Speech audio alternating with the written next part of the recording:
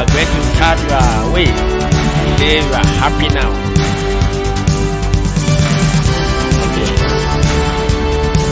Then you can enjoy what you are going to start. Nice thing. Talking about the website. Okay. I should give you. Ok, merci, bonjour, bonsoir à nouveau, bienvenue sur notre chaîne.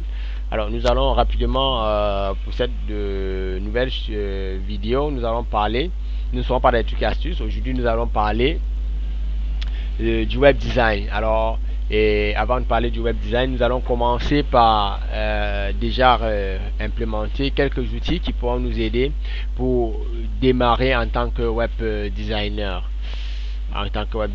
Donc nous allons rapidement démarrer avec l'installation de XAMPP. On aurait pu choisir WAMP, on aurait pu choisir XAMPP. Alors nous avons décidé de choisir XAMPP. Voilà.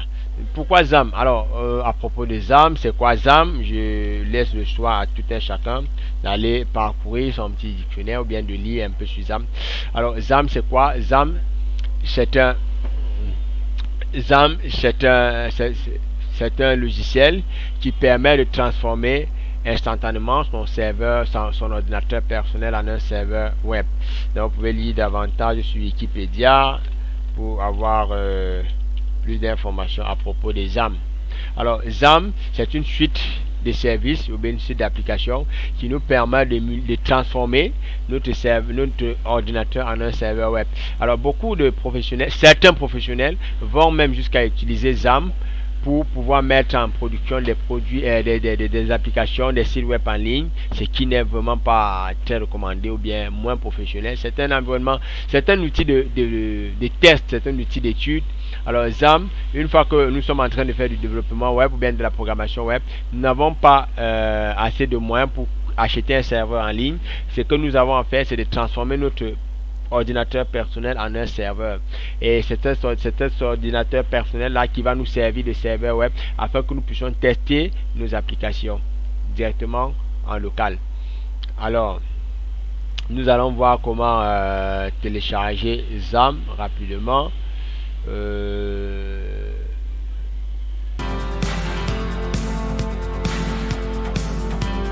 Alors pour télécharger XAMPP, on va faire ceci. XAMPP download, on peut aller directement sur le site officiel. XAMPP.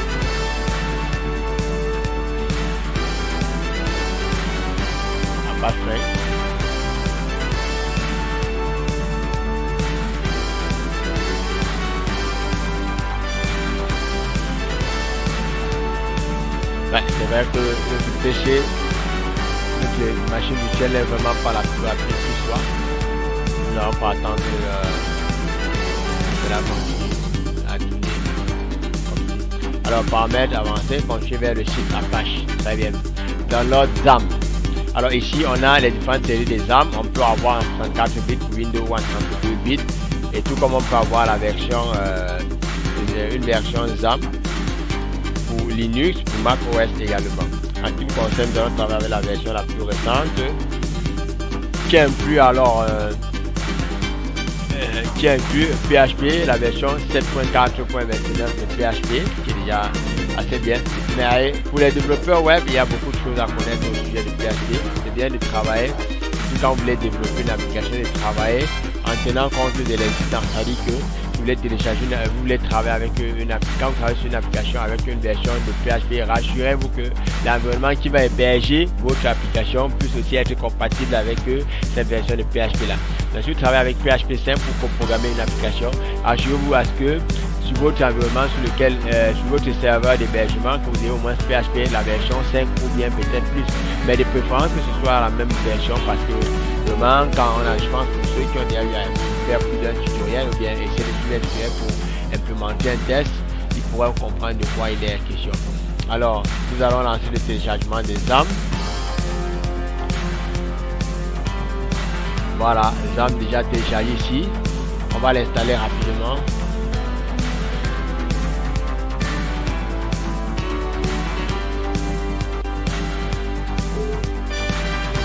Oui.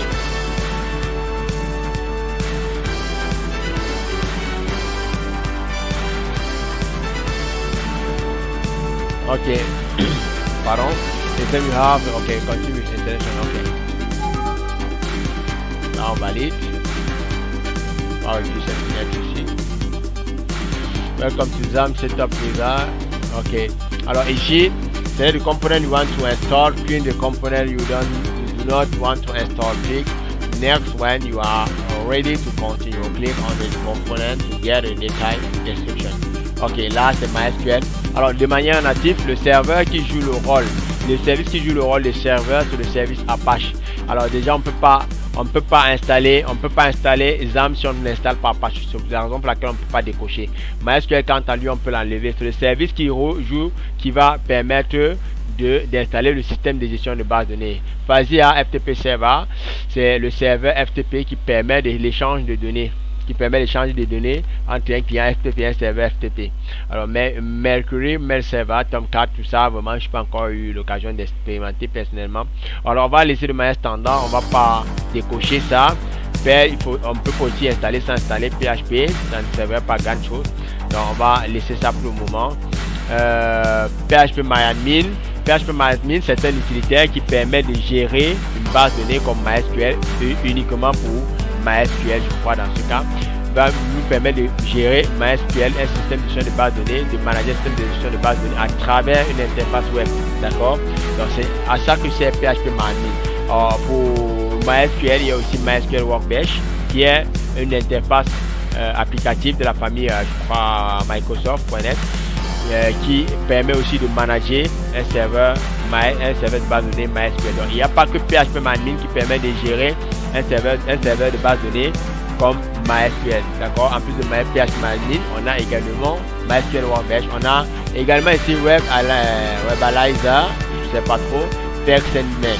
Bon, il y a des services pour des applications qui se sont ajoutés récemment. Donc on va laisser ça de manière standard. On va installer, on va aller à Next. Alors please choose the folder to install XAMPP. Sélectionnez le dossier ici, vous m'excusez parce que je n'ai pas pris la peine de prendre une version qui sert en anglais. Alors, une fois qu'on aura installé notre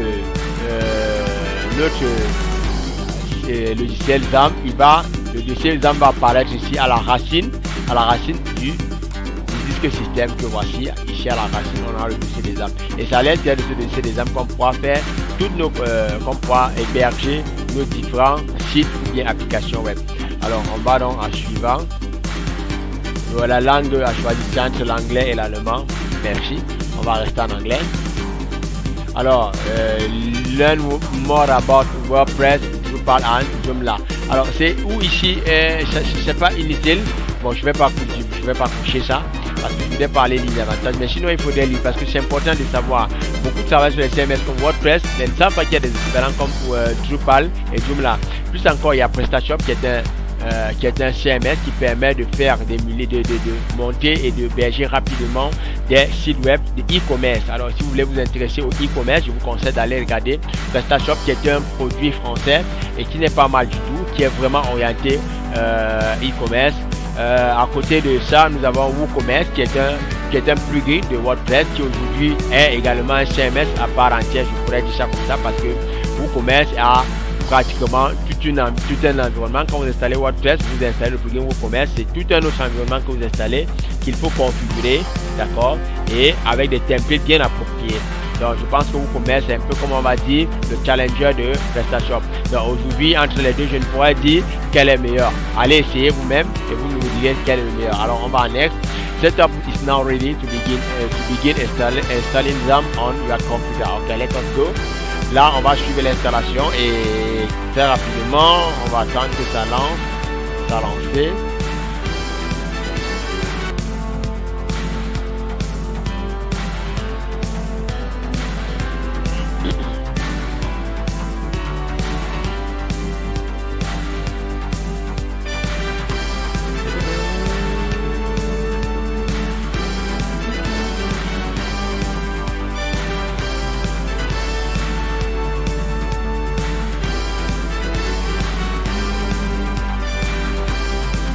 WordPress, Joomla, Drupal, il y a tellement de CMS qui existent.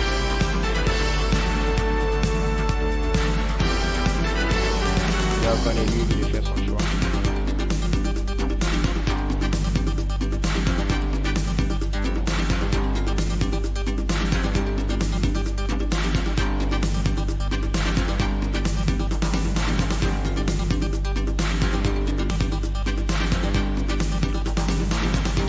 Alors, là, on a terminé avec notre installation.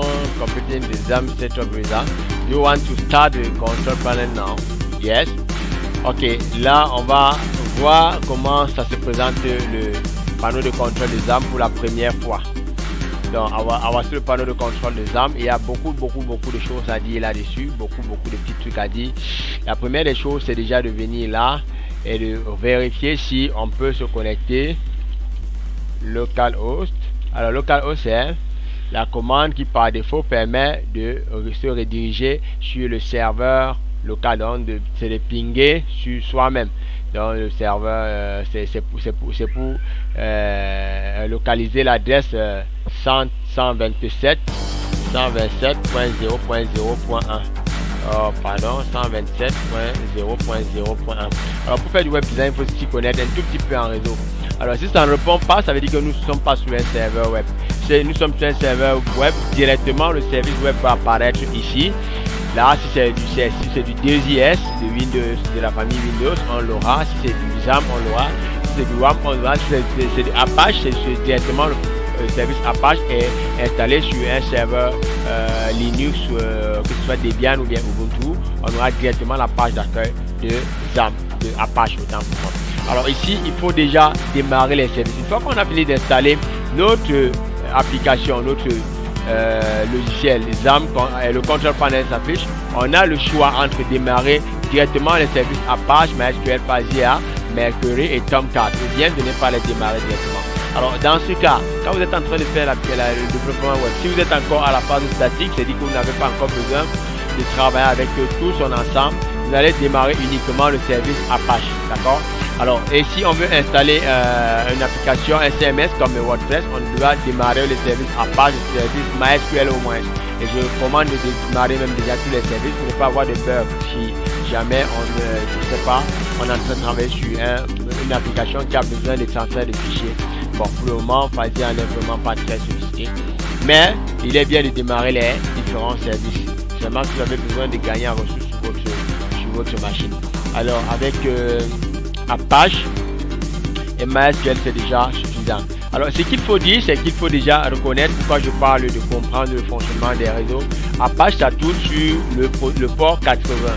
Alors, de manière native, Apache tourne sur le port 80. Mais si déjà, vous avez un serveur web qui est installé sur votre serveur, alors ça veut dire que le port 80 est déjà utilisé par le service web qui était préalablement installé. À ce moment-là, le service Apache ne va pas démarrer. Il faudra que vous donniez un autre port, d'accord, au service web Apache pour qu'il puisse démarrer. Si le port 80 est utilisé, vous pouvez utiliser le port 8080 par exemple, qui est le port qui est le numéro de port pour les serveurs, qui est le numéro de port web pour les applications, pour les smartphones, c'est pas Android et tout ce genre.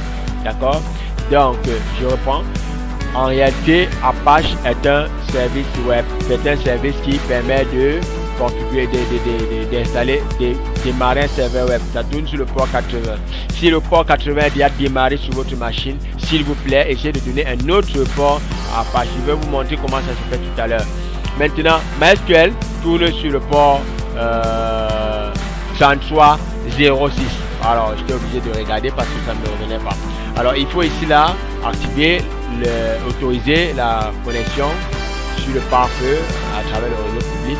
Il faut également démarrer Apache. Alors, le PID ici, c'est le numéro du processus.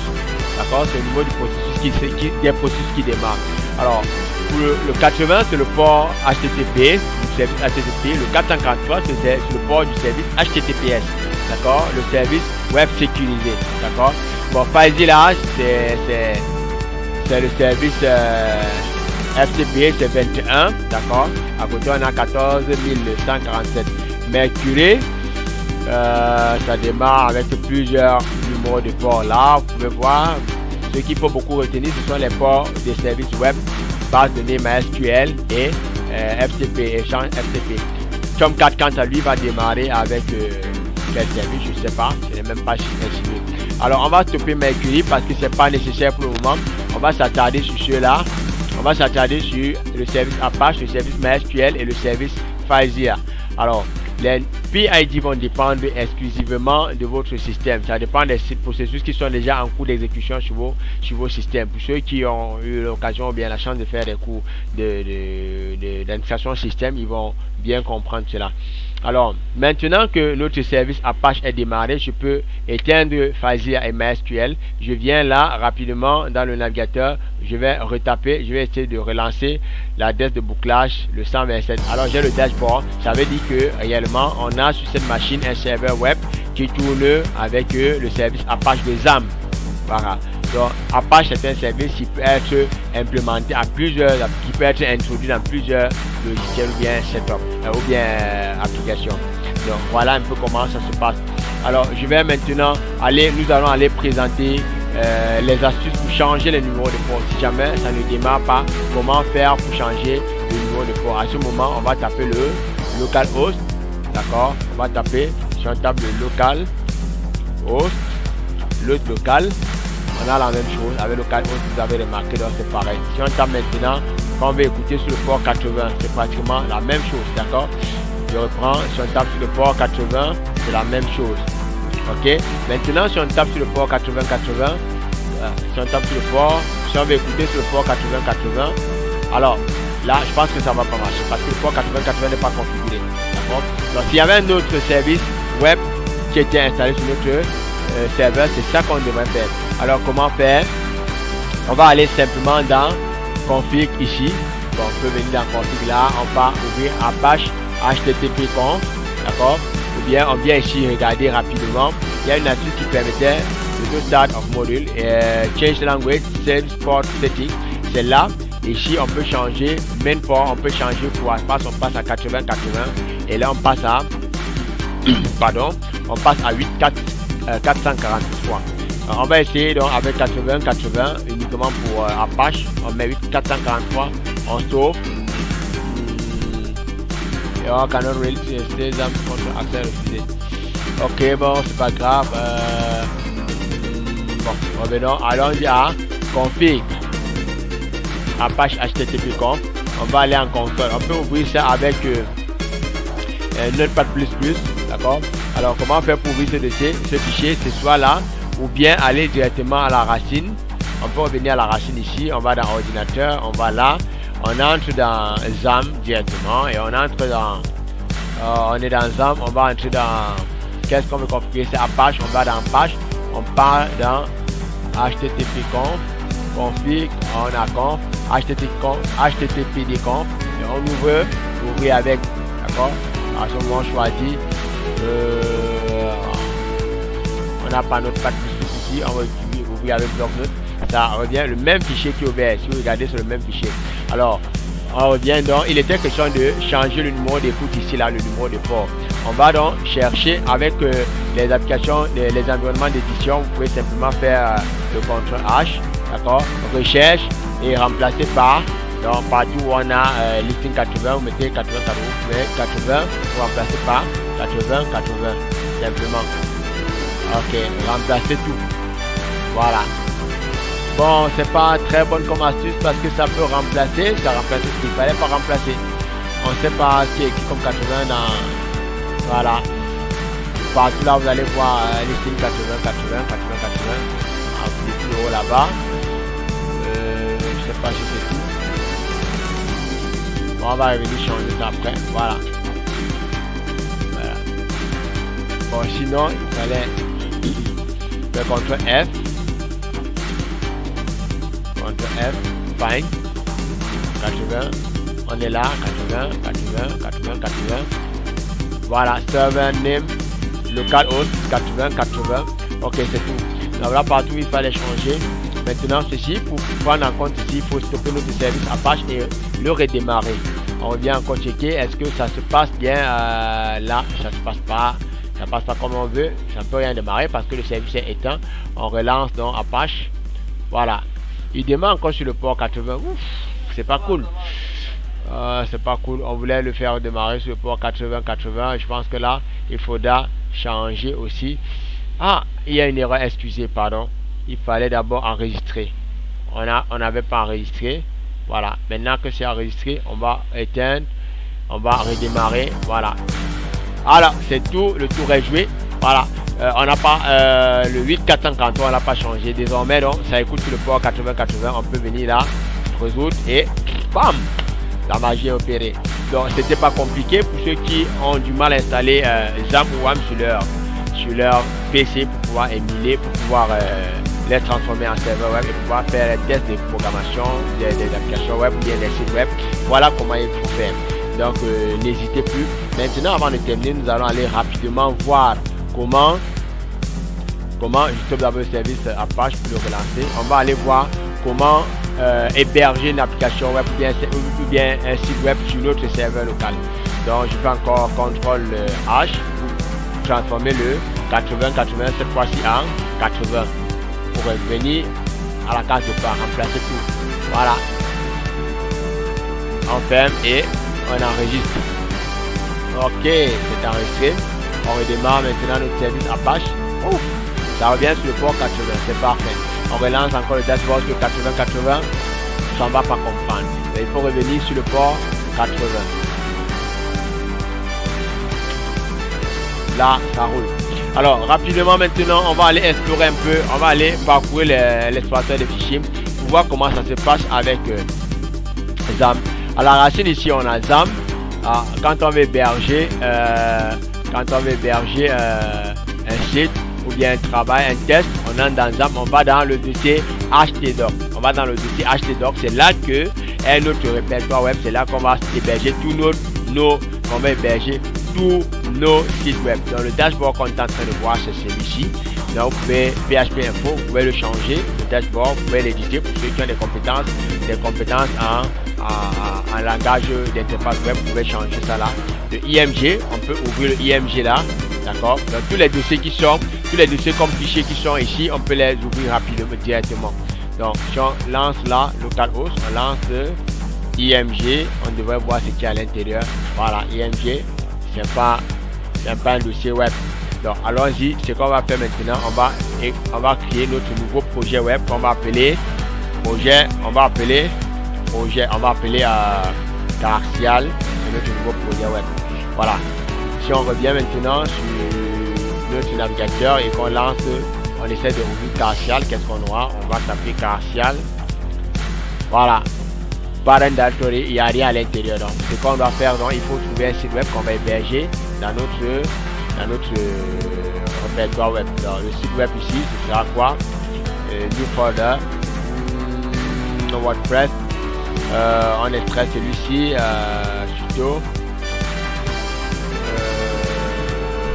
On va prendre ça.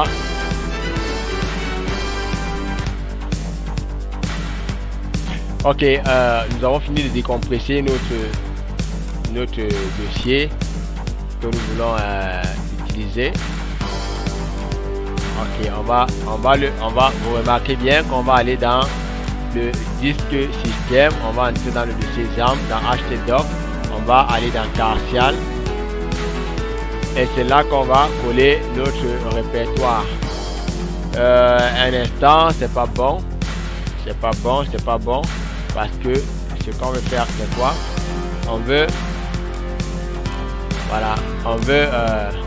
c'est le contenu, il faut bien comprendre, c'est le contenu du dossier qu'il faut, c'est le contenu du site web qu'il faut copier.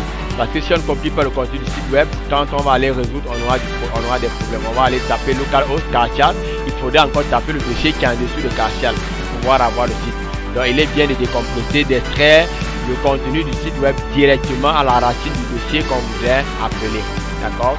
C'est un peu comme ça que fonctionnent les dossiers d'hébergement. Donc pour ceux qui vont faire web administration, ils pourront comprendre davantage.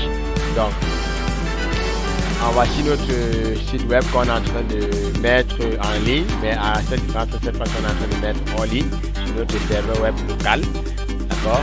C'est le même processus quand il faut le mettre en ligne. Donc voilà comment ça se passe. Voilà. Donc on va aller appeler le dossier Carcial. On va l'appeler le dossier Carcial qui contient notre répertoire web. Voilà, notre répertoire lumineux. Voilà, il est là. Très bien, on va venir maintenant ici. On va appeler notre répertoire web qui est On relance. Parfait. On a notre site web qui vient d'être hébergé en local.